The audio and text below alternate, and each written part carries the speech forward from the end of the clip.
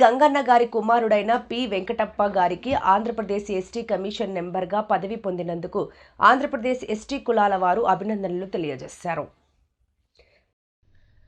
P Venkatappa సుమారు 40 సంవత్సరాల వయసు గల మారుమూల ప్రాంతమైనటువంటి పి ఎర్రగుడి గ్రామం, గుత్తి మండలం, గుంతకల్లు తాలూకా, అనంతపురం జిల్లా నివాసైన తన జీవిత శేషమంతయు తెలుగుదేశం పార్టీ కోసం చిన్నతనం నుంచి పి వెంకటప్ప ఎన్నో సేవలు చేసి, ఎన్నో పదవులు అలంకరించి, టీఎన్ఎస్ఎఫ్ విద్యార్థి విభాగంలో ఎన్నో ఉద్యమాలు చేసి, ఎన్నో సందర్భాల్లో జైలు జీవితాన్ని గడిపి తన జీవిత శేషాన్ని పార్టీ కోసమే అంకితం చేసినటువంటి పి వెంకటప్పకి నారా చంద్రబాబు నాయుడు ముఖ్యమంత్రి, అదేవిధంగా నారా లోకేష్ బాబు వారిరువురికి ఒక ముద్దు బిడ్డలాగా పార్టీకి సేవ చేస్తూ నిలిచినటువంటి తెలుగు ముద్దుబిడ్డ, గిరిజన ముద్దుబిడ్డ, గిరిజన విద్యార్థుల వాడు,